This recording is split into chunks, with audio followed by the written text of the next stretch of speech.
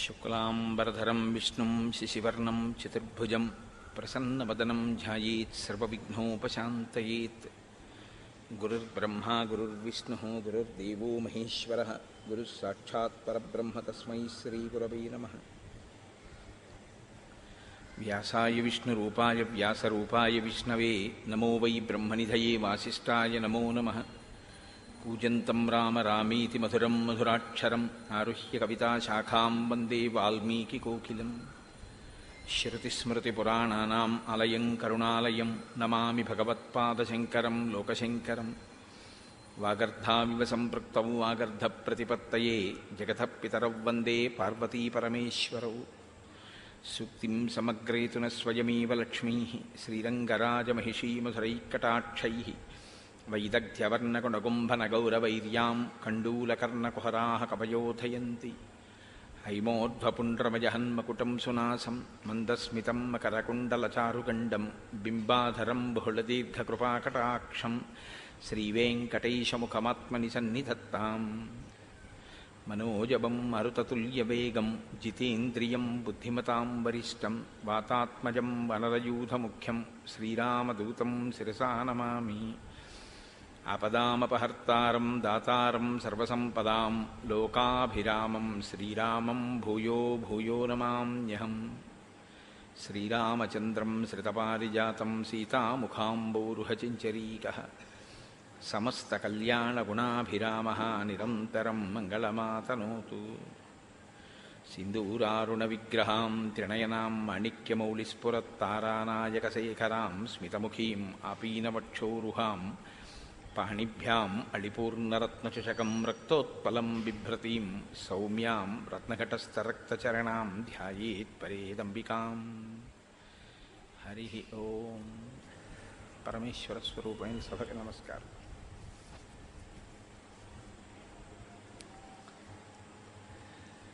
ఈనాడు చాలా గొప్ప తిథి. వైశాఖ శుక్లపక్షంలో వచ్చేటటువంటి ఏకాదశి నాడు భగవంతుని యొక్క సేవ కించిత్ చేసినా సరే అది ఐశ్వర్యకారకం అవుతుంది అని. అందుకని ఈ ఏకాదశి తిథికి ప్రత్యేకమైనటువంటి ప్రతిపత్తి ఒకటి ఉంది. కాబట్టి ఇవాళ తప్పకుండా ఈశ్వర సేవ ఏదో ఒకటి చెయ్యవలసి ఉంటుంది. ఎందుకంటే గృహస్థాశ్రమంలో ఉన్నవాళ్ళు నాకు ఐశ్వర్యం వద్దు అనేవాళ్ళు ఎవరు ఉండరు. కాబట్టి ఆ లక్ష్మీ కటాక్షము కొరకు అందరూ కూడా ఇవాళ ఈశ్వరుణ్ణి సేవించాలి తప్పకుండా. నేను నిన్నటి రోజు ఉపన్యాసం చేసినప్పుడు కొంతమందికి ఆ వాతావరణం రీత్యా శ్రద్ధగా వినడంలో కొంత అసౌకర్యం కలిగిందేమో అని నాకు అనుమానం వచ్చింది. ఎందుకంటే ప్రత్యేకించి పాపం ఆ వెనక్కాతల కూర్చున్నటువంటి వాళ్ళు లేచి ముందుకు రావడం, అక్కడక్కడ సర్దుకోవడం, వాతావరణం యొక్క తీవ్రత చేత అంత శ్రద్ధగా వినగలిగారో వినలేకపోయారో, ఏదో సిలబస్ పూర్తి చేసినట్టు నా మానం నేను చెప్పేశాను అయిపోయింది అనడం కన్నా, ఏ ప్రధాన ఘట్టం దగ్గర మీరు కొంచెం వినడంలో అసౌకర్యాన్ని పొంది ఉంటారని నాకు అనుమానం ఉందో అక్కడి నుంచి మళ్ళీ నేను తిరిగి చెప్పడానికి ప్రయత్నం చేస్తాను. దానివలన నాకు ఒక తృప్తి ఉంటుంది. నేను ఏదో చెప్పేయడం కాదు, నేను వాళ్ళు ఏది వినడంలో వాళ్ళకి అసౌకర్యం కలిగిందో అది నేను మళ్ళీ చెప్పే ప్రయత్నం చేశాను అన్న ఒక తృప్తి నాకు కలుగుతుంది.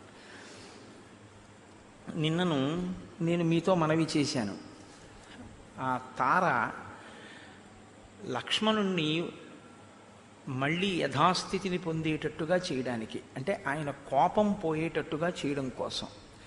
తార గొప్పతనం అంతా ఎక్కడుందంటే ఆమె భర్తతో కలిసి కామక్రీడని అనుభవిస్తున్నటువంటి స్థితిలో ఎలా ఉందో అలాగే బయటకు వచ్చింది. ఎందుకనంటే ముందు అసలు అలా చూడగానే లక్ష్మణమూర్తి గొప్ప నడవడి కలిగినటువంటి వారు కాబట్టి సిగ్గు చెంది ఆయన తల ఉంచుకున్నారు. మిత్రుడి యొక్క భార్య ఆ స్థితిలో ఉన్న ఆవిడ్ని ఎదురుగుండా కళ్ళెత్తి చూసి మాట్లాడడానికి ఆయన సంస్కారం అనుమతించదు. ఆవిడ ఆ స్థితిలో ఉన్నా కూడా చాలా అద్భుతమైనటువంటి ప్రజ్ఞతో మాట్లాడి చిట్ట చివర లక్ష్మణమూర్తితో ఒక మాట అంది. నీవు అంతఃపురంలోకి వచ్చి సుగ్రీవుణ్ణి చూడవచ్చు, ఎందుకంటే చక్కటి నడుబడి కలిగినటువంటి వాడివి, ఏ విధమైనటువంటి మత్స లేనివాడివి, అటువంటి నువ్వు సుగ్రీవుడికి పరమమిత్రుడవు కనుక ఆయన తన భార్యలతో కలిసి ఉండగా నువ్వు వచ్చి ఆయన్ని చూడ్డానికి ఏమీ అభ్యంతరం ఉండదు.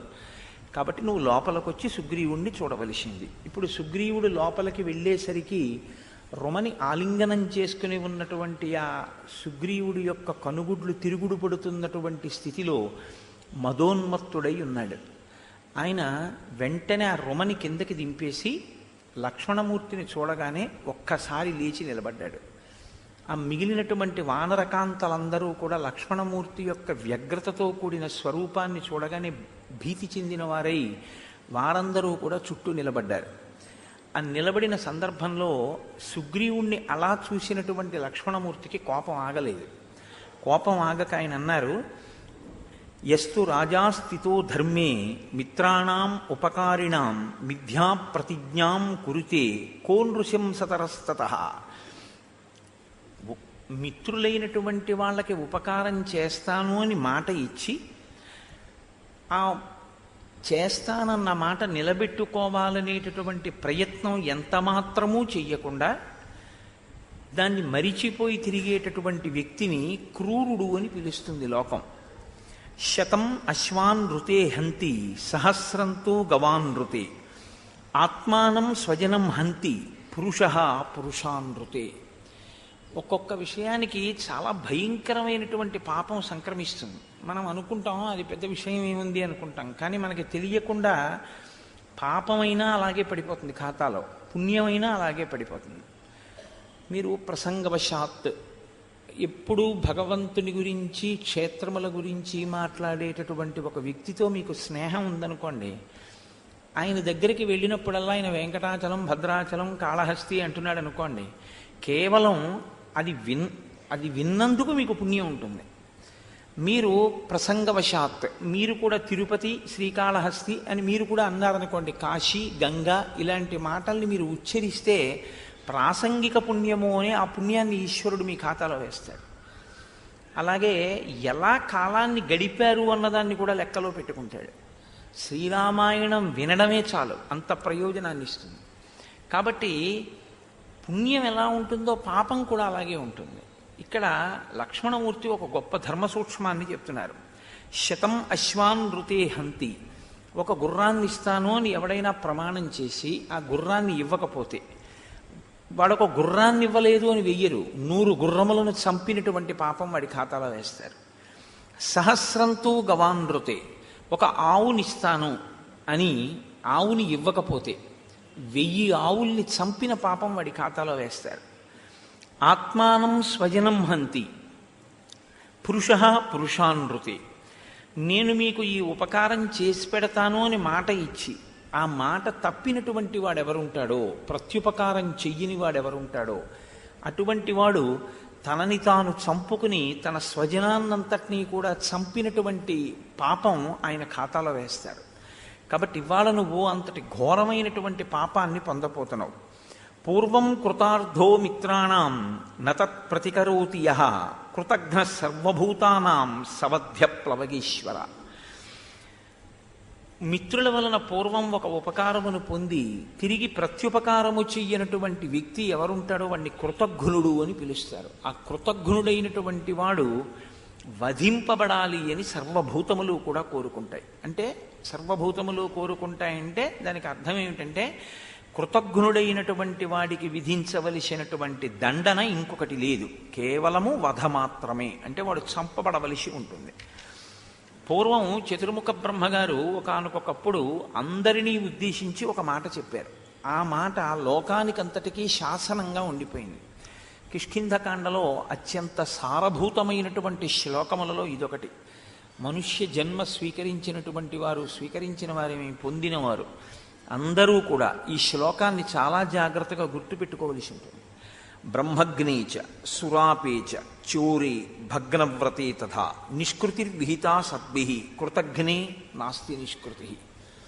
బ్రహ్మగ్నేచ బ్రహ్మహత్య చేసినటువంటి వాడికి, అంటే చేసి ప్రాయశ్చిత్తం చేసుకోమని కాదు, తెలిసో తెలియకో బ్రహ్మహత్య చేస్తే. సురాపేచ కళ్ళు త్రాగినటువంటి వాడికి, ఎందుకంటే మహాపాతకాల్లో అదొకటి, సురాపానం చేయకూడదు కాబట్టి సురాపేచ. చోరే దొంగతనం చేసిన వాడికి, భగ్నవ్రతే తథా నేను ఒక వ్రతం చేస్తాను అని సంకల్పం చేసి ఆ వ్రతం చెయ్యకుండా విడిచిపెట్టినటువంటి వాడికి, నిష్కృతిర్విహితా సత్పి అటువంటి వారందరికీ కూడా ప్రాయశ్చిత్తం అనేటటువంటిది ఒకటి ఉంటుంది. అంటే అది చేస్తాను అని చెయ్యనందుకు లేదా ఈ తప్పు పని చేసినందుకు తత్పాపమును పోగొట్టుకోవడానికి ఒక క్రియాకలాపం ఉంటుంది. ఆ క్రియాకలాపంతో దానిని పోగొట్టుకోవచ్చు. అంటే నేను ఇప్పుడు ఈ మాట చెప్పినప్పుడు మీరు ఒకటి గుర్తుపెట్టుకోవాలి. సరే, దాన్ని ప్రస్తావన చేస్తాను. కృతజ్ఞే నాస్తి నిష్కృతి. కానీ ఒక మాట ఇచ్చి నేను నిలబెట్టుకోనటువంటి వాడనైతే, అంటే నేను ఉపకారం చేస్తాను అని చెప్పి ఆ ఉపకారం చేయకపోతే, కేవలం ఉపకారం చేస్తానని చెప్పడం కాదు, మీ వలన నేను ఒక ఉపకారమును పొంది ఆ ఉపకారమును మరిచిపోయి మీకు ప్రత్యుపకారం చేస్తానని మాట ఇచ్చి కూడా తప్పితే అటువంటి వాడికి మాత్రం ఇక లోకంలో నిష్కృతి లేదు, వాడికి ఏ ప్రాయశ్చిత్తం లేదు. ఆ పాపం పాపంగా ఉండిపోతుంది. నేను ఈ మాట చెప్పినప్పుడు మీతో ఒక మాట చెప్పవలసి ఉంటుంది. పైన బ్రహ్మగ్నేచ సురాపేచ చోరే భగ్నవ్రతే తథా నిష్కృతిర్విహితా సత్పి అని కదా అన్నారు. కాబట్టి వీటికి ప్రాయశ్చిత్తం ఉంది. అంటే వీటిని పోగొట్టుకోవడం అనేటటువంటి ప్రక్రియ ఒకటి ఉన్నది అని అంత తేలిక అని మీరు అనుకుంటున్నారేమో. పాపం ఎంత ఉంటుందో అంతకన్నా భయంకరంగా ఉంటుంది ప్రాయశ్చిత్తం. అదేమంత తేలిగ్గా ఏమి ఉండదు. అది చేసి ప్రాయశ్చిత్తం చేసుకుందాం అంటే అంత తేలిగ్గా చేసుకునేది కాదా ప్రాయశ్చిత్తం అని మీరు గుర్తెరగవలసి ఉంటుంది. లేకపోతే ఒక పొరపాటు ఆలోచన వస్తుంది. ఓహో, ప్రాయశ్చిత్తం చేసుకోవచ్చు అనమాట. తప్పు చేస్తే, దొంగతనం చేస్తే ప్రాయశ్చిత్తం చేసుకోవచ్చు అనుకుంటారు. కానీ కాదు, చాలా కష్టం. మీకు నేను ఒక ఉదాహరణ చెప్తాను మీ మనస్సుని బాగా పట్టుకోవడానికి. ఎందుకు చేయకూడదో, ప్రాయశ్చిత్తం చేసుకోవడం ఎంత కష్టమో చెప్పడానికి. ఇంట్లో తన యందు ఆభిముఖ్యము కలిగి తన యందు పూర్ణముగా హృదయము పెట్టుకున్నటువంటిదై తనను పరిపూర్ణముగా ప్రేమిస్తున్నదై అన్ని విధములుగా ఆరోగ్యముతో ఉన్నదై, ఆరోగ్యం ఉంటే కదండి మరి శారీరకంగా దంపతులు కలవడానికి ఆరోగ్యం కూడా అవసరమై ఉంటుంది. అన్ని విధములుగాను ఆవిడ శరీర ఆరోగ్యం మానసిక ఆరోగ్యం కూడా సహకరించినదై ఉండగా పురుషుడు ఆమెని విడిచిపెట్టి ఇంకొకరి వలన సంతానమును పొందిన, ఇంకొక భార్యను స్వీకరించిన ప్రాయశ్చిత్తం ఏమిటో తెలుసా అండి? మీరు ఆశ్చర్యపోతారు చెప్తే. వెళ్ళిన వీధికి వెళ్లకుండా తల పూర్ణముండనం చేసుకుని, అంటే శిఖ లేకుండా పూర్ణముండనం చేసుకోకూడదు, శిఖ ఉండాలి. శిఖ లేకపోతే కర్మాధికారం పోతుంది. 6 నెలల పాటు వెళ్ళిన వీధికి వెళ్లకుండా ప్రతిరోజు చేతిలో భిక్షాపాత్ర పట్టుకుని ఇళ్ల ముందుకు వెళ్ళి, అమ్మా నేను నాయందు అనురక్త అయినటువంటి ఆరోగ్యవంతమైన భార్య ఉండగా ఆమెని కాదని వేరొక స్త్రీ యందు కామకత్వమును పొంది ఆమెను అనుభవించిన వాడను. కాబట్టి ఈ పాప ప్రాయశ్చిత్తమునకు మీరు నా శరీరం నిలబడడానికి నాకు కొంచెం భిక్ష వెయ్యవలసింది అని అడిగితే ఏ ఆడదైనా భిక్ష వేసే ముందు ఛీ అంటూ వేస్తుంది.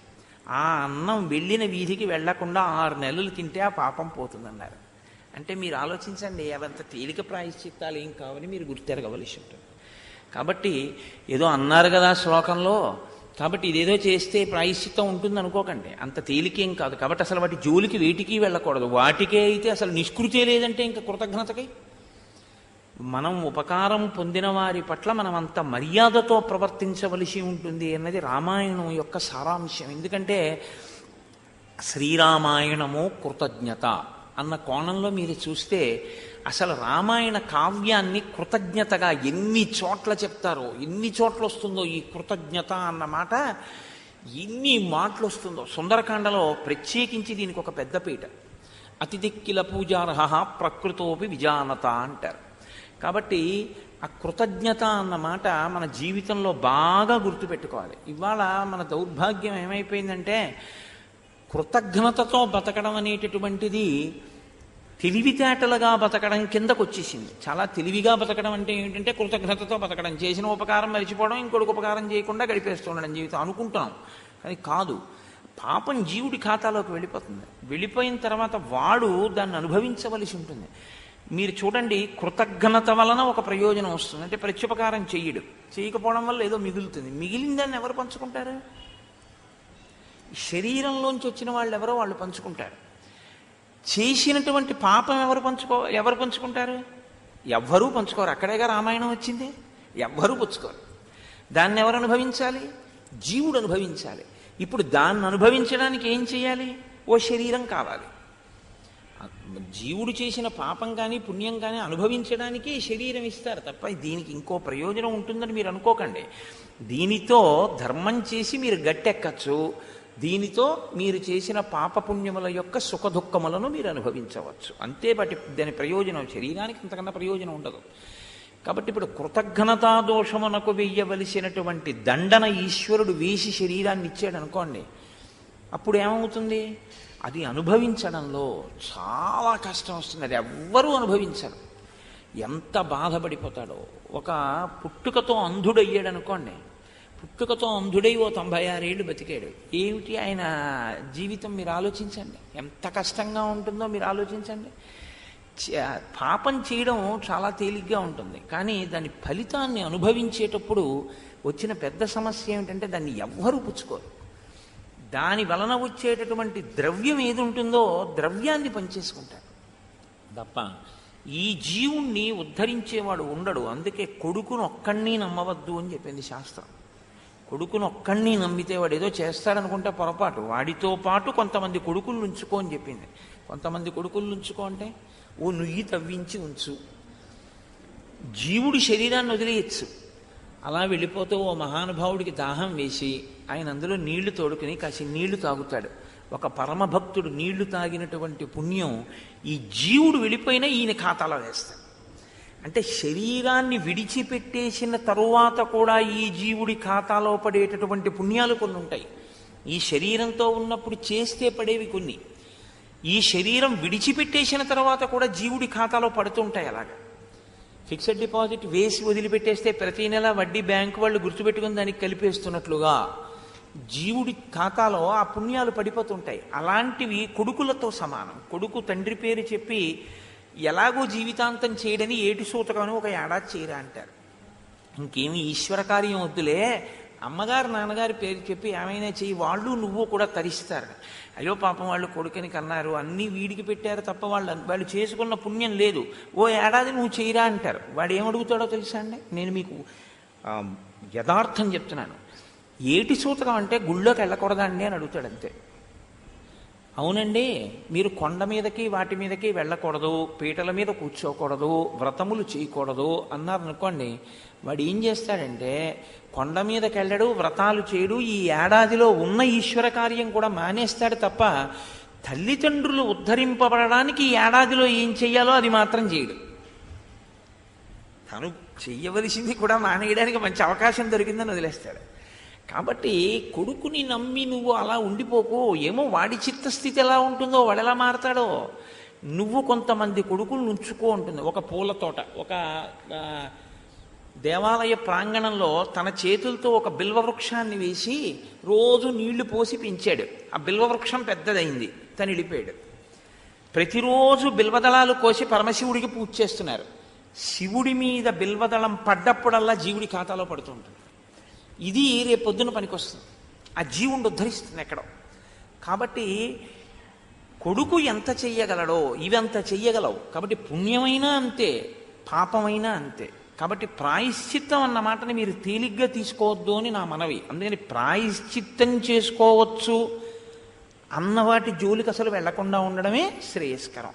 అటువంటి వాటి జోలికి వెళ్ళకూడదు. ఎందుకంటే నేను ఎందుకు భయపడి దీనికి వివరణ చేస్తున్నానంటే, శ్లోకం అలా ఉంది కదా అని మీరు దాన్ని అలా చూడకూడదు. దాని యథార్థ దృష్టితో దాన్ని చూడవలసి ఉంటుంది. కాబట్టి బ్రహ్మగ్నేచ సురాపేచ చోరే భగ్నవ్రతే తథా నిష్కృతిర్విహితా సద్భి కృతజ్ఞే నాస్తి నిష్కృతి. అనార్యస్త్వం కృతఘ్నశ్చ మిథ్యవాదీ చ వానరా పూర్వం కృతార్థో రామస్య నతత్ ప్రతికరోషియత్. నీవు అనార్యస్త్వం, నీవు రుజువర్తన కలిగినటువంటి వాడివి కావు, నీచుడవు, కృతఘ్నుడవు, అసత్యమును పలికేటటువంటి వాడివి. పూర్వము రాముని వలన ఉపకారమును పొంది ఇప్పుడు ఆయనకి ప్రత్యుపకారము చెయ్యడానికి సిద్ధంగా లేనటువంటి వాడివి. సత్వం గ్రామ్యేషు భోగేషు సక్తో మిథ్యా ప్రతిశ్రవ నత్వాం రామో విజానీతే సర్పం మండూక రావిణం. ఒక పాము కప్పలా అరుస్తోందనుకోండి, అది కప్పే కదా అనుకుని వెళ్ళినటువంటి వాడు ఏ ఉపద్రవాన్ని పొందుతాడో, నీవు మంచివాడవనుకుని వాలిని వధించి నిన్ను ప్రతిష్ఠ చేసినటువంటి రాముడు ఇవాళ అదే ఇబ్బందిని ఎదుర్కొంటున్నాడు. ఎందుకంటే నువ్వు అసత్యవాదివి అని లక్ష్మణుడు ప్రతిపాదించి, సత్వం గ్రామ్యేషు భోగేషు సక్తో మిథ్యా ప్రతిశ్రవ. నీవు గ్రామ్యమైనటువంటి భోగములను అనుభవిస్తూ జీవితాన్ని గడిపేస్తున్నావు. ఈ మాట అలా గుర్తుపెట్టుకుని ఉంచండి మీరంతే. అది ఎక్కడ అన్వయం అవుతుందో దానిలో ఉన్న ధర్మ సూక్ష్మం ఏమిటో నేను మీకు చెప్తానంటే, నిరంతర కామోపభోగన యందు జీవితం గడుపుతున్నావు తప్ప నీకు ధర్మార్థముల యందు దృష్టి లేదు. నచ సంకుచిత పంథ ఏన వాలీహతో గతః సమయే తిష్ఠ సుగ్రీవ మావాలి పథమన్వగాహ. రాముడు నీతో చెప్పమన్నాడు, వాలి వెళ్ళినటువంటి మార్గము మూతపడిపోలేదు. ఈ విషయాన్ని నువ్వు తెలుసుకో. నువ్వు ఆ విషయాన్ని తెలుసుకుని ఉంటే, నీవు చెయ్యవలసిన పని చెయ్యకపోతే ఆ మార్గంలో నీవు కూడా వెళ్ళవలసి ఉంటుందని రాముడు చెప్పాడు. అంటే వాలి మృత్యువుని పొందాడు, నువ్వు పొందుతావని. ఇప్పుడు తార జోక్యం చేసుకుంది వెంటనే. అంటే చంపుతానన్న మాట దాకా వచ్చేసింది కదా. ఇప్పుడు లక్ష్మణుడిని శాంతింపచేయాలి. ఆ కోపం అలా పెరిగిపోవడానికి వీలేదు. ఎందుకంటే జవాబు చెప్పగలిగిన స్థితిలో సుగ్రీవుడు లేడు, తెలిసిపోతోంది. హఠాత్ పరిణామం. లక్ష్మణుడి కోపం పెరుగుతోంది. ఎందుకంటే ఆ శ్లోకాల తీరు మీరు చూస్తే ఏ నిలకడతో వచ్చాడో ఆ నిలకడతో లేడు. కోపం పెరుగుతూ చంపేస్తాను స్మా అన్న వరకు వచ్చేసాడు. ఇప్పుడు తార జోక్యం చేసుకుని, నిజానికి సుగ్రీవుడు ఏ స్థితిలో ఉన్నాడో తార కూడా అదే స్థితిలో ఉంది. అయినా ఆవిడ మాట్లాడగలదు. ఆవిడ శక్తి అది, ఆవిడ బుద్ధి అది. ఈశ్వరుడు ఒక్కొక్క ప్రాణికి ఒక్కొక్క శక్తిని ఇస్తాడు. అందుకే కిష్కింధకాండలో తార ఒక పెద్ద మెరుపు అన్నాను నేను మీతో. ఆవిడంది, నైవం లక్ష్మణ వక్తవ్యో నాయం పరుషమర్హతి హరీణామీశ్వర శ్రోతుం తవ వక్త్రాద్విశేషతః. నాయనా లక్ష్మణ, నువ్వు అలా మాట్లాడకూడదు. అంతంత మాటలు అనిపించుకోవలసినటువంటి పరిస్థితిలో ఉన్నవాడు సుగ్రీవుడు కాడు. ఎందుకంటే రెండు కారణములున్నాయి. ఒకటి, హరీణామీశ్వర, ఆయన వానరములకన్నిటికీ ప్రభువు. ఒక ప్రభువుని అంత నిందించి మాట్లాడడం అన్నది మంచి పద్ధతి కాదు. తర్వాత, తవ వక్త్రాద్విశేషత, నీ నోటి వెంట అసలు రాకూడదు. ఎందుకో తెలుసా? ఇది తార ప్రజ్ఞ అంటే. అవతల వాళ్ళ యొక్క బలహీనత ఏమిటో, ఏ కారణం వల్ల ఈ తప్పు చేశాడో, ఏ కారణం వల్ల కాలాన్ని లెక్కలోకి తీసుకోలేకపోతున్నాడో, ఇంతకుముందు ఎంత కష్టపడి ఇప్పుడు భోగం అనుభవించాడో, ఈ రెండిటి యొక్క తేడా రాముడికిచ్చిన మాట మరిచిపోయేటట్టు చేసిందో, దీన్ని నువ్వు దృష్టిలో పెట్టుకోగలిగినటువంటి సమర్థుడవు. అటువంటి వాడివి ఆ పరిస్థితిని లెక్కలోకి తీసుకోకుండా అంతంత పెద్ద పెద్ద మాటలు నీ నోటి వెంట అనకూడదు. ఎందుకంటే నీకు సుగ్రీవుడు రాముడెంతో అటువంటి వాడు. కాబట్టి ఒక అన్నగారు తప్పు చేస్తే తమ్ముడికి అంత అధిక్షేపించే అధికారం లేదు. కాబట్టి నువ్వు అంతంత మాటలు అనకూడదు. నైవా కృతజ్ఞ సుగ్రీవో నషఠో నాపి దారుణ నైవాన్ నృతకథో వీర నజిహ్మాశ్చ కపీశ్వర. ఆయన నజిహ్మశ్చ, సుగ్రీవుడు కృతజ్ఞత లేనివాడు కాడు. శఠుడు అంటే లోపల ఒకటి పెట్టుకుని పైకి ఒకలా మాట్లాడేవాడు, అటువంటి వాడు కాడు. దారుణమైన మనస్సున్నవాడు కాడు. పైగా అనృత కథో అంటే అబద్ధాలు చెప్పేటటువంటి స్థితి ఉన్నవాడు కాదు. జిహ్మశ్చ, కుటిలుడైనటువంటి వాడు కాడు. ఇవన్నీ కాకపోయినా, అతని మనసు అటువంటిది కాకపోయినా, అతని చేతులలో లేని స్థితిలో ఒక పొరపాటు జరిగిపోయింది, ఆలస్యం అయిపోయింది ఉపకారం చేయడంలో. రామప్రసాదాత్ కీర్తించ కపిరాజ్యంచ శాశ్వతం ప్రాప్తవానిహ సుగ్రీవో రుమాం మాం చ పరంతప. శత్రువులను చేయగలిగినటువంటి పరాక్రమము ఉన్న ఓ లక్ష్మణ, రాముని యొక్క అనుగ్రహంగానే ఇవాళ సుగ్రీవుడికి కీర్తి వచ్చింది, రాజు అన్న కీర్తి.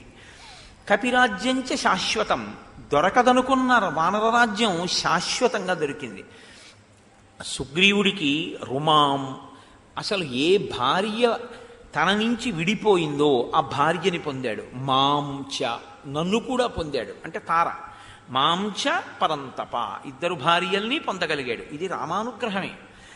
సుదుఃఖం శయిత పూర్వం ప్రాప్యేదం సుఖముత్తమం ప్రాప్తకాలం న జానీతే విశ్వామిత్రో యథాముని. ఆయన కోపం ఎలా పెరిగిందో ఈవిడ మాట గొప్పతనం అలా వెళ్ళింది. ఆవిడంది చాలా కాలం కష్టాలు పడ్డాడు కదయ్యా, ఏ భోగం అనుభవించాడు?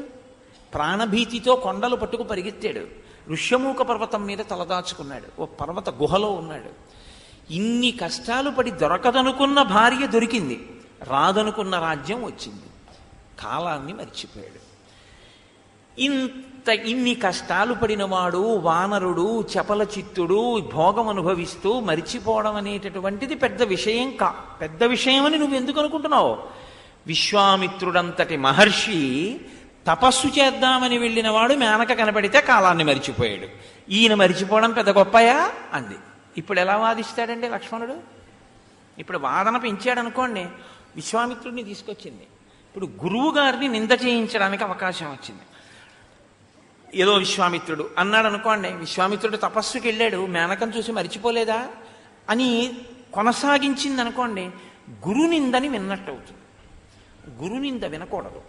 కాబట్టి ఇప్పుడు లక్ష్మణుడు ఇంకా మాట్లాడకూడదు. కాబట్టి లక్ష్మణుడు మాట్లాడకుండా చేయడానికి, లక్ష్మణుడిని అలా ఆప్ చేయడానికి ఆవిడ ఏ ఆయుధాన్ని ప్రయోగించిందో చూడండి.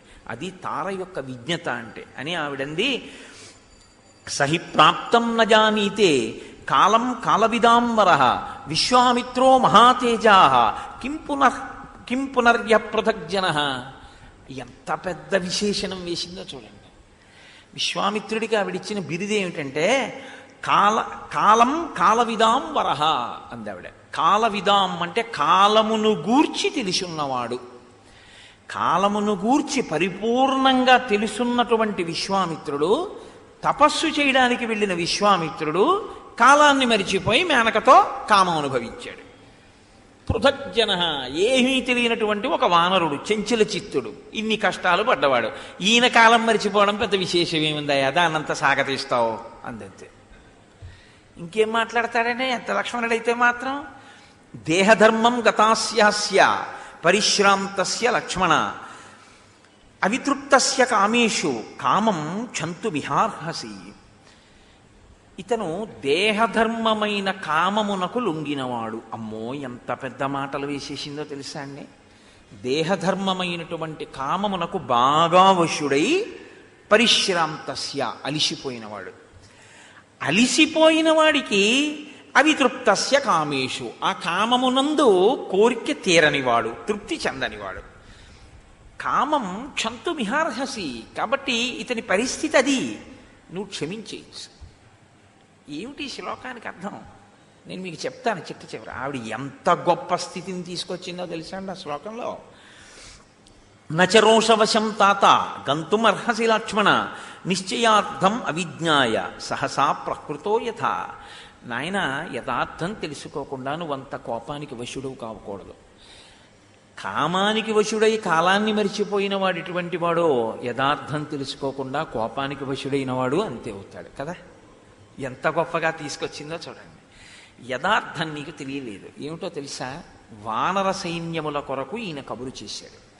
ఎందుకు కబురు చేయవలసి వచ్చిందో తెలుసా? ఈయన రాముడి కోసం ఏదైనా వదిలేస్తాడు. ఆ మనస్థితి ఉంది, అదొక్కటి చాలు ఇతన్ని నువ్వు క్షమించడానికి. రుమాం మాం కపిరాజ్యంచ ధనధాన్య వసూనిచ రామప్రియార్థం సుగ్రీవ త్యజేదితి మతిర్మమ.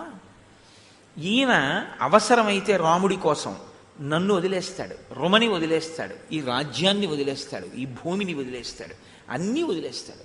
అంత ప్రీతి కలిగినవాడు. అసలు యథార్థం ఏమిటో నీకు చెప్తాను చూడు. సుగ్రీవుడికి కూడా ఈ విషయాలు తెలుసో తెలియవో నాకు అనుమానం, కానీ నాకు తెలుసు. నీకెలా తెలుసని నువ్వు అడుగుతావేమో. నేను వాలి వలన విన్నాను.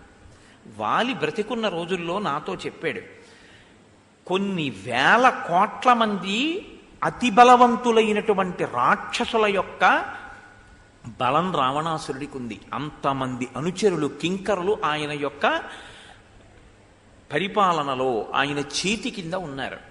రావణుణ్ణి సంహరించాలి అంటే ఇన్ని వేల వేల కోట్ల రాక్షసుల్ని సంహరిస్తే తప్ప రావణ సంహారం చేయడం అన్నది సాధ్యం కాదు.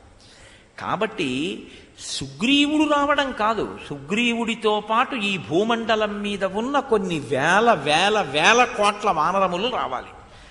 మహాయోధులైనటువంటి వానరములన్నింటినీ రామకార్యానికి పిలిపించాలి. ఇప్పుడు ఆ వానరములన్నింటినీ రమ్మని కబురు చేశాడు సుగ్రీవుడు. ఆ వానరములు భల్లూకములు అన్నీ వస్తే అప్పుడు రాముడి దగ్గరికి రావాలి. ఈ సైన్యం అంతా వచ్చింది, రామా ఏమి మీ ఆజ్ఞ అని అడగాలి. ఈయన ఇప్పటికే ఆదేశం ఇచ్చాడు, 10 రోజుల్లో రావాలి వానరములన్నీ, ఇంకా రాలేదు. ఇది యథార్థ పరిస్థితి, లంక పరిస్థితి. అది నాకు వాలి వల్ల తెలుసు. ఇవి చాలా ముఖ్యమైన విషయాలు యుద్ధానికి వెళ్ళడానికి. అంతేకాని సుగ్రీవుడు ఒక్కడు వచ్చేసి మీరు యుద్ధానికి వెళ్ళిపోతే అక్కడ ఏదో జరిగిపోతుంది అని అంత తేలికగా తీసుకోకూడదు. ఒక యుద్ధానికి వెళ్ళేటప్పుడు రాముడి పరాక్రమాన్ని నేను తక్కువ చేయట్లేదు, కానీ కావలసిన బలాన్ని సమీకరించుకుని వెళ్ళవలసి ఉంటుంది. కాబట్టి బలాన్ని పిలిపించడంలో నిమగ్నమై ఉన్నాడు. అటువంటి స్థితిలో జరిగినటువంటి కాల విలంబనానికి నువ్వు ఇంత కోప్పడి ఇంత దారుణంగా మాట్లాడడం అనేటటువంటిది తగిన పద్ధతి కాదు. ఈ మాటలు అనేటప్పటికీ ఇంత లక్ష్మణుడికి కూడా ఇంకా ఎటువైపు నుంచి మాట్లాడాలో అటువైపు నుంచి దారులన్నీ మూసుకున్నాయి. ఇంకో మాట అంటే విశ్వామిత్రుడు వస్తాడు, ఇంకో మాట అంటే తన కోపం కూడా అవతల వారి కామంతో సమానమైనటువంటి శత్రువుగా కనపడుతోంది. పైగా రావణాసురుడి మీద యుద్ధం చేయడానికి వానర సైన్యముల యొక్క సహకారం ఎంత అవసరమో చెప్తోంది. కాబట్టి ఇప్పుడు అర్థం చేసుకున్నాడు.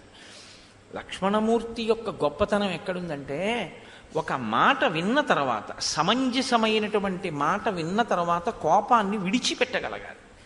కోప్పడ్డం తప్పు కాదు, ఏదో కోపం వచ్చింది, కానీ కాదండి అయా పరిస్థితి ఇది, మీరు కోప్పడ్డారు అంటే అలాగా సరే అయితే విడిచిపెట్టేయగలగాలి. అలా విడిచిపెట్టిన వాడు ధన్యుడు. కోపానికి కామానికి ఎక్కడో అక్కడ వశులవుతూ ఉంటారు, కానీ తప్పు తెలుసుకుని ఈశ్వరుడి ముందు పశ్చాత్తాపంతో కుమిలి రామా అని ఆయన పాదములు పట్టుకున్న వాడికి ఎంత పాపమైనా కాలిపోతుందని చెప్పడానికే సుగ్రీవోపాఖ్యానం వచ్చింది ఈ ఘట్టం. కాబట్టి చూడండి, తస్మిన్ ప్రతిగృహీతేతు వాక్యే హరిగణేశ్వర లక్ష్మణాత్ సుమహత్ త్రాసం వస్త్రం క్లిన్నమివాత్యజత్. ఒక తడిసిపోయినటువంటి బట్టని పురుషుడు ఎలా విడిచిపెట్టేస్తాడో, తడిసిపోయిన బట్టతో ఉండకూడదు కదండి, అందుకని తడిసిపోయిన బట్ట విడిచిపెట్టేస్తాడు. అలా లక్ష్మణమూర్తి కూడా తార యొక్క మాటలు వినగానే ఆ కోపాన్ని విడిచిపెట్టేశాడు. విడిచిపెట్టి ప్రసన్నుడుగా నిలబడ్డాడు. నిలబడ్డాక ఇప్పుడు సుగ్రీవుడికి అవకాశం వచ్చింది, ఇప్పుడు మాట్లాడడానికి ధైర్యం వచ్చింది. తతకంఠగతం మాల్యం చిత్రం బహుగుణం మహత్ చిచ్ఛేద విమదశ్చాసీత్ సుగ్రీవో వనరేశ్వర. ఒక్కసారి లేచి నిలబడి తన మెడలో వేసుకున్నటువంటి హారములన్నిటినీ కూడా తింపేసేసి అవతల పారేసేసి ముక్కలు చేసి లేచి నిలబడ్డాడు. నిలబడి ప్రణష్టాశ్రీశ్చ కీర్తిశ్చ కపిరాజ్యంచ శాశ్వతం రామప్రసాదాత్ సౌమిత్రే పునఃప్రాప్తం ఇదమ్మయా. నేను ఏ శ్రీని, ఏ ఐశ్వర్యాన్ని పోగొట్టుకున్నానో, ఏ కీర్తిని పోగొట్టుకున్నానో, ఏ రాజ్యాన్ని పోగొట్టుకున్నానో అవి నాకు రామప్రసాదంగా లభించాయి. కహ శక్త తస్య దేవస్య ఖ్యాతస్య స్వేనకర్మణ తాదృశం విక్రమం వీర ప్రతికర్తుం అరిందమ.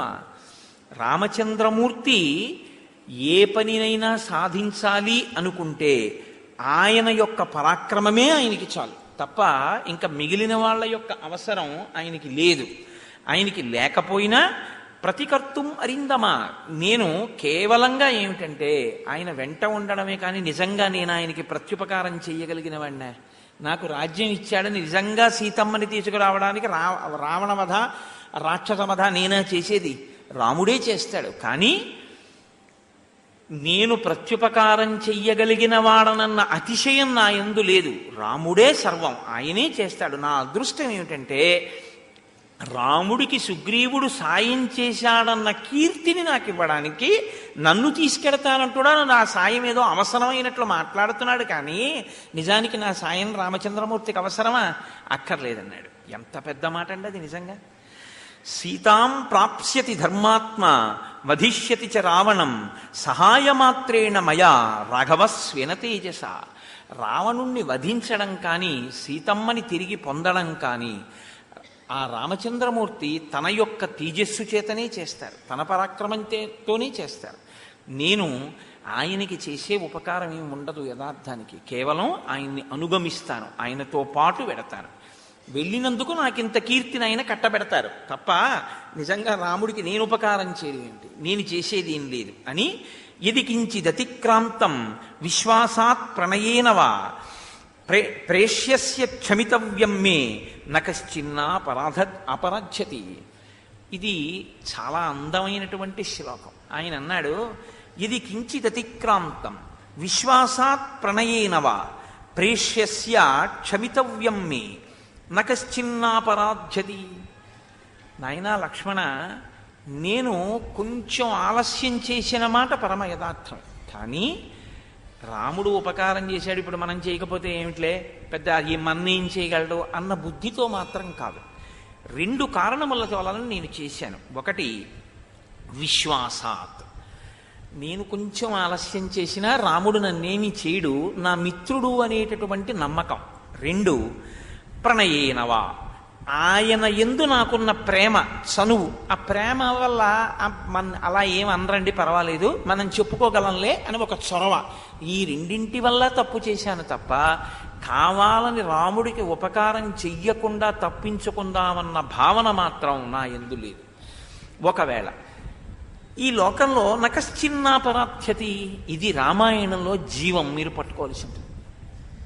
ఇప్పుడు పాపం జరిగిపోయిందండి, ఏదో తప్పు చేసేసారు, ఇప్పుడు దానికి ప్రాయశ్చిత్తం లేదు, ఇంకా మీరు దాన్ని అనుభవించడం తప్ప మీరు చెయ్యగలిగింది లేదు అని నేను తీర్పు చెప్పాను అనుకోండి, అప్పుడు మిమ్మల్ని ఆదుకునేవాడన్నవాడు ఎవడు లేడు అని నేను చెప్పినట్టు. తప్పు చెయ్యని వాడెవరు అని అడుగుతున్నాడు సుగ్రీవుడు. యథార్థం కదండి, తప్పు చెయ్యని వాడెవడు, ప్రతివాడు తప్పు చేసినవాడే. కానీ నేను తప్పు చేశాను అని రాముడి దగ్గర చెప్తే క్షమించడానికి రాముడు సిద్ధంగా ఉంటాడు. ఇది మీరు పట్టుకోగలిగి ఉండాలి. రామాయణం వినడానికి ప్రయోజనం ఏమిటంటే, మీరు మీ పక్క వాళ్ళకి చెప్పక్కర్లేదు, మీరు చేసిన తప్పుని చాలా పశ్చాత్తాపంతో రామచంద్రమూర్తికి చెప్పి క్షమార్పణ వేడుకుంటే ఆ పాపమును మీరు అనుభవించవలసిన అవసరం లేకుండా రాముడు తీసివేయగలడు. మీరు నమ్మవలసి ఉంటుంది. ఇదే ఆయన యుద్ధకాండలో కూడా ప్రతిజ్ఞ చేశాడు. కాబట్టి ఇప్పుడు నన్ను క్షమించవలసింది అని అడిగాడు. వెంటనే లక్ష్మణమూర్తి అన్నారు, సర్వదాహి మమ భ్రాత సనాథో వనరేశ్వర తయా నాథేన సుగ్రీవ ప్రసృతేన విశేషతః. నీ వంటి గొప్ప మిత్రుడు నా అన్నయ్యకి లభించిన తరువాత నా అన్న అనాథ ఎలా అవుతాడు? నేను అనాథుణ్ణి అని అంటున్నాడు రాముడు. కాదు, నీ వంటి మంచి మిత్రుడు లభించిన తరువాత రాముడు సనాథుడు, మంచి నాథుడున్నవాడు. భగవంతుట్ట అంత పొంగిపోతాడు.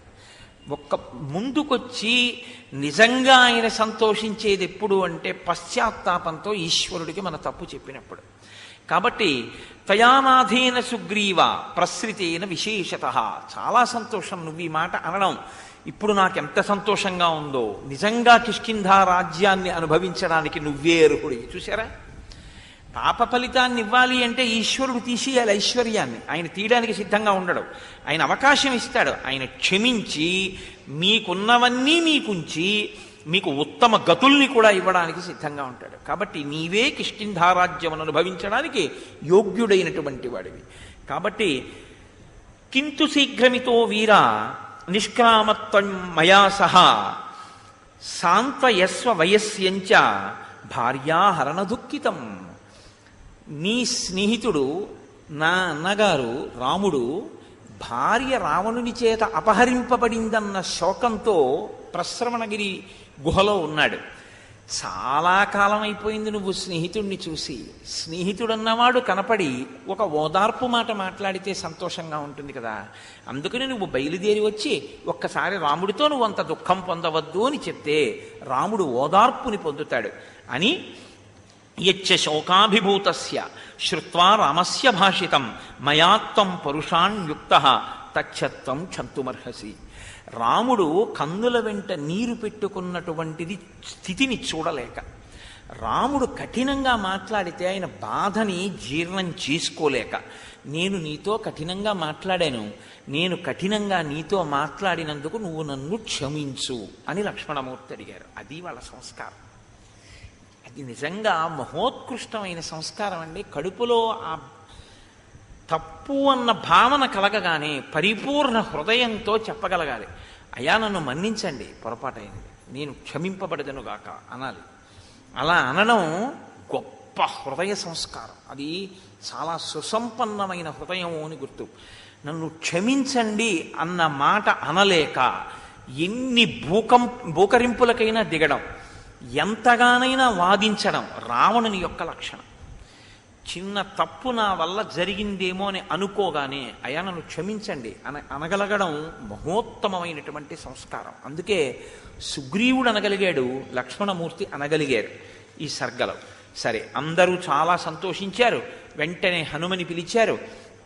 ఇప్పటికే నేను ఆదేశించి ఉన్నాను, అనేకమైనటువంటి వానరములు బయలుదేరి రావాలి, కొన్ని కోట్ల కోట్ల వానరములు రావాలి. మహేంద్రగిరి, హిమవత్పర్వతము, వింధ్యాచలము, కైలాస పర్వతము, తెల్లని శిఖరములు గల మందరాచలము, పడమటి దిక్కున సముద్ర తీరమునందు పర్వత ప్రదేశములలో ఉండేటటువంటి వానరులు, ఉదయగిరి యందు దట్టమైన పద్మతాళవనమునందుండేటటువంటి వానరులు, అంజనాద్రిపై నివసించిన వారు, మనశ్శిలా గుహయందున్నవారు, మేరుపర్వతము మీదున్నవారు, మహారుణ పర్వతముపై మైరేయము అనే మధువుని సేవించి వేగముగా పరిగెత్తగలిగినటువంటి వానరులు, వనముల యందుండేటటువంటి వానరులు, తాపసుల దగ్గర ఉండేటటువంటి వానరులు, తపస్సు చేసేటటువంటి వారి ఆశ్రమాల్లో తిరిగేటటువంటి వానరములు, ఈ భూమండలం మీద నదీ తీరముల యందు, అరణ్యముల యందు, పర్వత శిఖరముల యందు, గుహల యందు ఎక్కడెక్కడ ఎన్ని వేల కోట్ల వానరములున్నాయో అన్నీ బయలుదేరి 10 రోజుల లోపల వచ్చేసేయాలి, లేకపోతే వధార్హుడవుతాడు.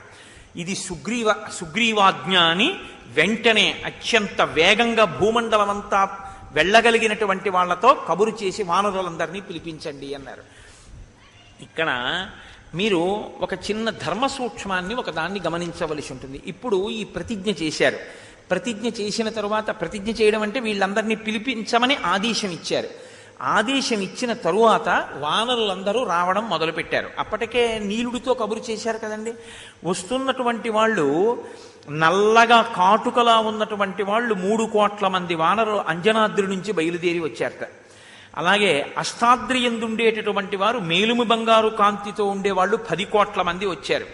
1000 కోట్ల మంది వానరులు కైలాస శిఖరం నుంచి బయలుదేరి వచ్చారు.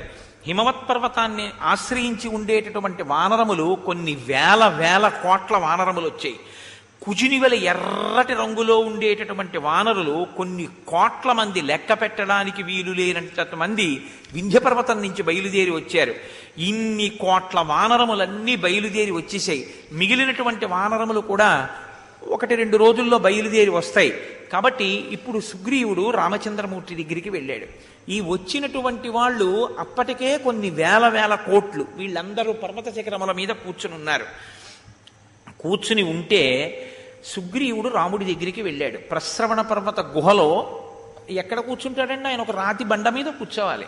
ఆ కూర్చుని ఉన్నటువంటి రాముడి దగ్గరికి వెళ్ళి పాదయోహపతితం మూర్ధ్నియ తముద్ధాస్య హరీశ్వరం ప్రేమ్నాచ భూమానాచ్చ రాఘవ పరిషస్వజే పరిష్వజ్య చ ధర్మాత్మ నిషీదేతి తతో బ్రవీత్ తం నిషణ్ణం తతో దృష్ట్వా క్షితౌ రామో బ్రవీద్వచః ధర్మమర్థంచ కామంచ యస్తు కాలే నిషేవతే విభజ్య సతతం వీర స రాజా హరిసత్తమ హిత్వా ధర్మం తదార్థంచ కామం యస్తు నిషేవతే స వృక్షాగ్రే యథా సుప్తః పతిత ప్రతిబుధ్యతే అమిత్రాణం వధేయుక్తో మిత్రాణం సంగ్రహే రతః త్రివర్గ ఫలభోక్తాతు రాజా ధర్మేణ యుజ్యతే. ఆ రామచంద్రమూర్తిని చూడగానే ఆయన పాదములకు తన తల తగిలేటట్టుగా, కిరీటం తగిలేటట్టుగా పాదములకు తల తాటించి నమస్కరించారు. నమస్కరిస్తే రామచంద్రమూర్తి వంగి భుజాలు పట్టుకుని పైకెత్తి, నాయనా సుగ్రీవా ఎంత ప్రేమ కలిగిన వాడవోయ్ అని ఆలింగనం చేసుకున్నారు. ఒక్క మాట, ఏమైపోయావు ఇన్నాళ్ళు, లక్ష్మణుడి పంపిస్తే వచ్చావా అని అనలేదు. మీరు గుర్తించవలసి ఉంటుంది. కౌగిలించుకున్నారు. రాముని యొక్క ఆలింగన భాగ్యాన్ని పొందాడు సుగ్రీవుడు. మహానుభావులు హనుమ పొందారు, సుగ్రీవుడు పొందాడు. కౌగిలించుకొని కూర్చోమ్మని కూర్చోపెట్టి తాను కూడా కూర్చొని ఒక మాట చెప్తున్నారు. చతుర్విధ పురుషార్థముల యందు పొందబడవలసినది మోక్షం. పొందబడవలసినటువంటి మోక్షం కోసం మిగిలిన మూడిటిని చాలా జాగ్రత్తగా మనిషి పట్టుకోవలసి ఉంటుంది. ఎప్పుడు ఏది పట్టుకోవాలో దాన్ని పట్టుకోవాలి, ఎప్పుడు దాన్ని ఎంత విడిచిపెట్టాలో అంత విడిచిపెట్టాలి. అందుకే మనకి ఒక సామెత ఒకటి ఉంది, ఆయనకి పట్టు విడుపు తెలియవండి అంటారు. ఒకటే పట్టుకున్నాడు అనుకోండి, మిగిలినవి విడిచిపెట్టాడని. మిగిలినవన్నీ విడిచిపెట్టాడు అనుకోండి, ఒక్కటే పట్టుకున్నాడని కదా. పట్టు విడుపు కూడా తెలియాలి. ఏది ఎంత పట్టుకోవాలో అంత పట్టుకోవాలి, ఏది ఎంత విడిచిపెట్టాలో అంత విడిచిపెట్టాలి. అసలు మీకు నేను ఒక సంగ్రహమైన మాట చెప్పాలి అంటే, వేదం మనిషి యొక్క జీవితాన్ని ఎలా విభాగం చేసిందంటే అంతా ఈ పట్టు విడుపుతోటే పెట్టింది.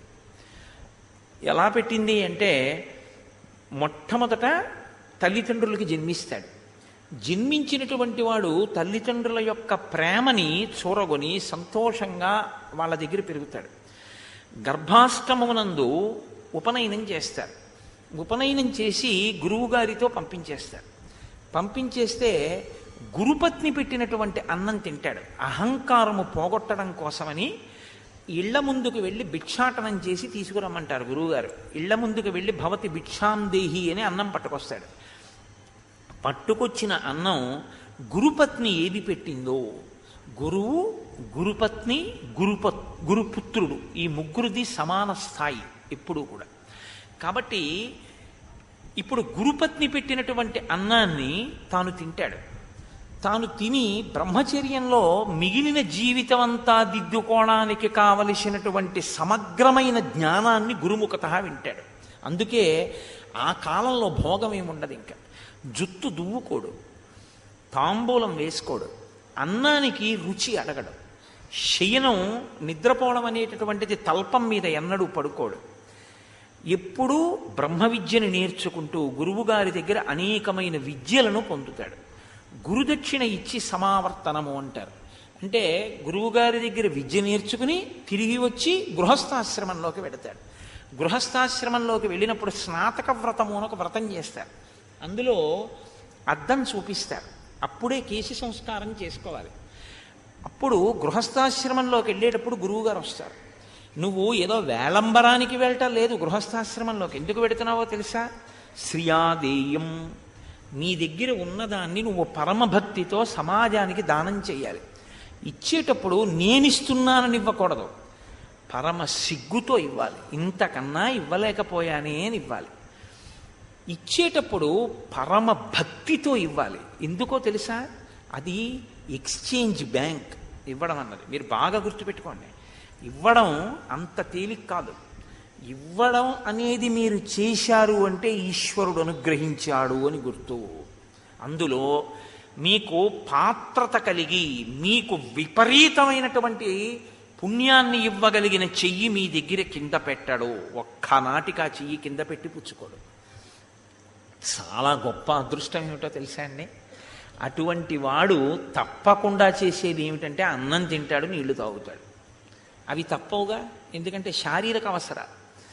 ఆయన తప్పకుండా మీ దగ్గర పుచ్చుకోవలసింది ఏమిటంటే అన్నం తింటాడు. ఇదే కృతజ్ఞత చెప్తాడు. మీరు నాకు అన్నం పెట్టారని చెప్తాడు.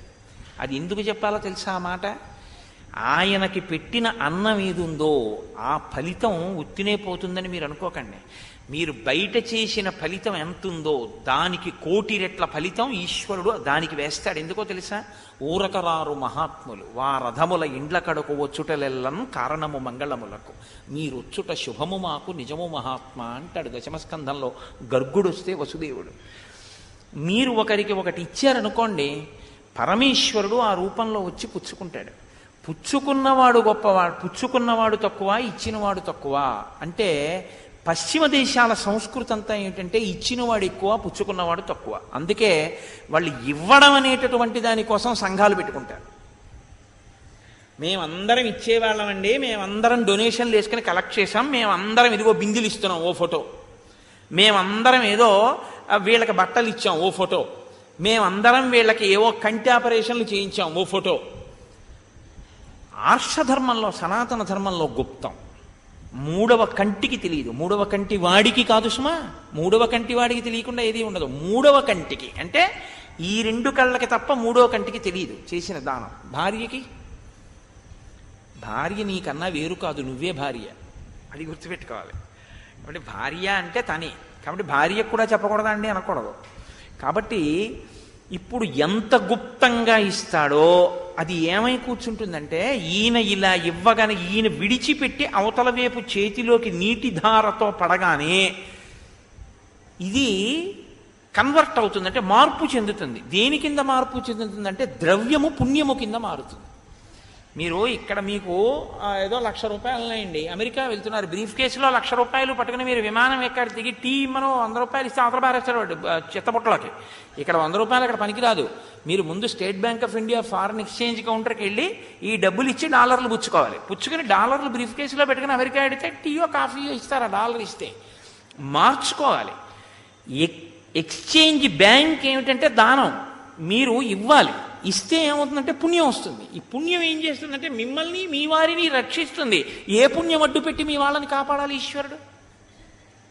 వాడికి ఏదో వచ్చింది ప్రమాదం, ఏది చూసి ఆపాలి? ఇప్పుడు మీరు చేసిన పుణ్యం ఏదైనా ఉంటే.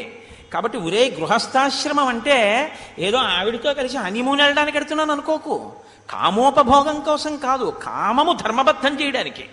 రెండు అన్నిటికన్నా ముందు నువ్వు దానం చెయ్యాలి. పెళ్లి చేసుకున్నాను అని భార్య తల్లి అన్న ప్రశ్న ఎప్పుడూ తేవద్దు. మాతృదేవోభవ, పితృదేవోభవ, ఆచార్య దేవోభవ. ఇది ఎలా ఉంటుందంటే, ఇంగ్లీష్ మీడియంలో చదువుకున్నాడు, ఉద్యోగం రావాలి కాబట్టి తెలుగుని ద్వేషించాలని ఎక్కడైనా ఉందండి? ఎందుకు? ఏమి ఎవ్వని చేయి జనించు జగమెవ్వని లోపల నుండి లీనమై పద్యం వచ్చి చక్కటి తెలుగులో మాట్లాడాడు అనుకోండి, ఆయనకి తెలుగు రాదు అని తెలిస్తే ఆయనకి చిన్నతనమా? మీరు చూడండి, అసలు తెలుగు పేరు చెప్పుకుని తెలుగు రంగంలో ఉన్నామని చెప్పుకుని బతికి కోట్లు గణించిన వాళ్ళు ఇవాళ ఓ ఇంటర్వ్యూకి వచ్చి నిలబడితే ఇంగ్లీష్లో మాట్లాడతారు. ఏమి తెలుగులో మాట్లాడితే నీకు వచ్చిన నష్టం ఏంటి? నా దగ్గరికి, అంటే నేను గొప్పకి చెప్పానని మీరు అనుకోవద్దు, అనేక దేశాల నుంచి నా దగ్గరికి వస్తుంటారు. మా గోపాలకృష్ణ గారికి తెలుసు ఎన్ని దేశాల నుంచి వస్తారో. వచ్చిన వాళ్ళు నా దగ్గరికి వచ్చి వాళ్ళు తెలుగు మాట్లాడుతుంటే నేను ఎప్పుడు ఓ మాట అంటుంటాను, మీరు మాట్లాడిన తెలుగు లాంటి తెలుగు నేను ఇక్కడ వినడం చాలా తక్కువగా ఉందమ్మా, ఎంత గొప్ప తెలుగు మాట్లాడుతున్నారు తల్లి అంటాను. సౌందర్యలహరి శ్లోకాలు అంత బాగా చెప్తుంటారు, అంత చక్కటి తెలుగు మాట్లాడతారు. మనకి ఇక్కడుండి తెలుగులో మాట్లాడడం అంటే చిన్నతనం. తెలుగు అమ్మ, ఇంగ్లీషు భార్య, ఎవరి స్థాయి వాళ్ళకి, ఎవరి స్థానం వాళ్ళకి, అంతే. అమ్మ వస్తే భార్య వస్తే అమ్మను వదలాలని లేదు, అమ్మకి నమస్కరిస్తే భార్య ఉండకూడదని లేదు, ఎవరి స్థానం వాళ్ళదే. అమ్మ భార్య ఇద్దరితో కలిసి సంతోషంగా నువ్వు ఇంట్లో వినట్లా, ఇంగ్లీష్లో చదువుకో, తెలుగులో మాట్లాడు, తెలుగులో పోతన గారి పద్యాలు కూడా నేర్చుకో, ఏమి దోషం? ఇది ఈ సంస్కృతి తెలిసి ఉండాలి. తెలిసి ఉంటే ఇక్కడ మనం ఇవ్వడం అంటే కేవలం ఇవ్వడం కాదు, ఇచ్చి పుణ్యాన్ని సంపాదించుకుంటావు. ఇక్కడ సంపాదించిన ద్రవ్యం ఆ పైలోకాలలో వచ్చే జన్మలో ఒకడికి పెట్టాలి. ఈ జన్మలో నువ్వు ఇలా పెట్టవలసిన అవసరం లేకపోయింది, నువ్వే ఇలా పెడుతూ బతుకుతున్నావు, మరి వచ్చే జన్మలో, ఈ జన్మలో వచ్చిందండి ఓ విపరీతమైనటువంటి ఐశ్వర్యం వచ్చింది అంటే దాని అర్థం ఏమిటి? మీరు చేసుకున్న పుణ్యం వ్యయం అయిపోయిందా లేదా? అయిపోయింది కదా వ్యయం. కానీ మీ శరీరం మాత్రం మళ్ళీ జీవుడు ఇంకో శరీరం పుచ్చుకోవడం నమ్మకం ఉందా? పుచ్చుకుంటాడు. అప్పుడు భార్యాబిడ్డలు ఉంటారు. పోషించగలిగిన సత్తా, పెట్టగలిగిన సత్తా ఎక్కడి నుంచి వస్తుంది? ఇప్పుడు ఉన్న దాంట్లోంచి కొంత పెడితే మళ్ళీ పుణ్యం, ఆ పుణ్యం జీవుడికి ఐశ్వర్యం. యద్భ్రూభంగాః ప్రమాణం స్థిరచర రచనాతారతం ఏ మురారేహే వేదాంతాః తత్వచింతాం మురభిదురసి యత్పాదచిహ్నై తరంతి భోగోపోద్ఘాత కైళీచులికిత భగవత్వైశ్వరూప్యానుభావాః సానశ్రీః అస్పృణీతాం లహరిధీ లంఘనీయైః అపాంగైః అంటారు పరాశర భట్టర్లు శ్రీగుణరత్నకోశం చేస్తూ. అమ్మా అమృత లహరిధీ లంఘనీయైః అపాంగైః. ఎప్పుడైనా పునఃసృష్టి చేసేటప్పుడు పుర్రెత మీద లలాట లిఖితం చేసేటప్పుడు బ్రహ్మగారు ఐశ్వర్యము అని రాసి తను రాయర్ట. బ్రహ్మగారి తల్లి లక్ష్మీదేవి. ఒకసారి లక్ష్మీదేవి వంక చూసి, అమ్మ ఇప్పుడు వెడుతున్న ఈ పుర్రె కిందటి జన్మలో ఫలానా పేరున్న పుర్రె ఈ పేరుతో తిరిగింది భూలోకంలో, దీనికి ఇప్పుడు ఐశ్వర్యం ఎంత రాయమంటావు అని అడుగుతారట. ఈయన ఎంత చేశాడో తెలుసా? అని అమ్మవారు అంటుందట. ఆ పేరు వినపడగానే అంటుందట, యద్భ్రూభంగాః ప్రమాణం. లక్ష్మీదేవి ఆ పేరు వినపడగానే ఎంత చేశాడు రా మహానుభావుడు అని ఇలా కనుబొమ ఎత్తిందా, మళ్ళీ విశేషమైన ఐశ్వర్యంతో వస్తాడు. వాడా ఇచ్చింది దాచుకున్నాడు రా అని ఇలాగే అందనుకోండి, దరిద్రుడు అని రాస్తాడు ఈశ్వరుడు. ఒకడికి పట్టింది బంగారం, ఒకడికి పట్టింది మట్టి, ఇక్కడ వచ్చిందమ్మా తేడా అన్నారు పరాశర భట్టర్లు. స్థిరచర రచన తారతమ్యే మురారే, ఇక్కడ వచ్చింది తల్లి అన్నారు. కాబట్టి ఇవ్వడం అనేటటువంటిది అంత తేలిక అని మీరు అనుకోకండి. ఇవ్వడం మిమ్మల్ని ఉద్ధరిస్తుంది, అది ఉత్తినే ఏం పోదు, కాపాడి తీరుతుంది ఇవ్వడం అన్నది. అందుకే ఒక్క దానం చెయ్యడానికి మాత్రం సంఘాలు పెట్టుకోవడం అన్నది ఈ దేశంలో తెలియదు. దానం చెయ్యడం నీ ధర్మం, గృహస్థాశ్రమానికి, దానికి సంఘం ఎందుకు? ఒకరికి అన్నం పెట్టాలి నువ్వు చెయ్యాలి, ఒకరికి నీళ్ళు ఇవ్వాలి నువ్వు చెయ్యాలి. ఇప్పుడు నేను మొన్నటి రోజున మీతో మనవి చేశాను, వైశాఖ మాసం రాగానే మనం చెయ్యవలసినటువంటి అతి గొప్ప పని ఏమిటంటే చలివేంద్రం పెట్టాలి ఆ రోజున. మొన్న నేను మీతో మనవి చేశాను, తప్పకుండా ఇవాళ రోజున కూజాలో నీళ్లు పోసి ఎవరికన్నా ఇవ్వాలండి మనుష్య జన్మలో ఉన్నందుకు అని. ఎందుకని? ఆయన ఆ పూజలో నీళ్లు తాగుతూ ఉంటారు, ఇదే జీవుడి వెంట వచ్చేటటువంటి ఫలితం. కాబట్టి చలివేంద్రం పెట్టు. చలివేంద్రం పెట్టడానికి మీకు 1 కోటి రూపాయలు ఎందుకండి?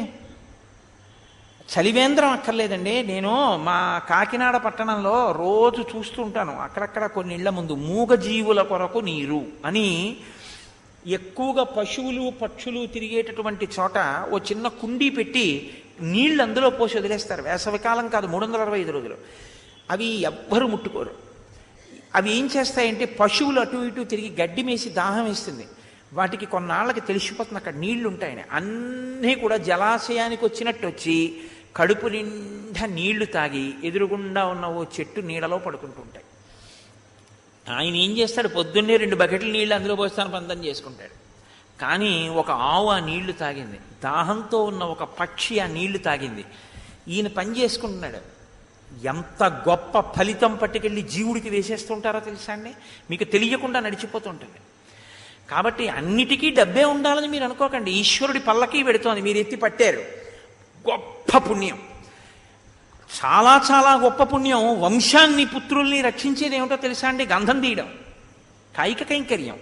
మీరు భగవన్నామని చెప్తూ గంధం తీసి ఇచ్చారనుకోండి ఈశ్వరుడికి, ఆ గంధం ఈశ్వరుడికి అలదితే పుత్రాభివృద్ధి. అందుకే శివాభిషేకంలో గంధంతో అభిషేకం అంత గొప్పది, గంధోదకంతో అభిషేకం చేయడం. కాబట్టి అన్నిటికీ ఐశ్వర్యం అంటే డబ్బని మీరు అనుకోకండి. మీ శరీరంలో ఉన్న బలం ఈశ్వర కైంకర్యానికి ఉపయోగించాలి, సమాజ ప్రయోజనానికి ఉపయోగించాలి. మీకు 4 మాటలు వచ్చు, ఎందుకు? మీకు 4 మాటలు వచ్చు కాబట్టి చెప్పండి, 10 మందికి పనికొచ్చే మాట చెప్పండి చాలు. దానికి మీకు మళ్ళీ పెద్ద సత్కారం, మీకు బిరుదు ఎందుకు? దానికి ఏం అక్కర్లేదు. మీరు చెప్పడానికి ఈశ్వరుడు మీకు మాటలు ఇచ్చాడు, మాటలు చెప్పండి.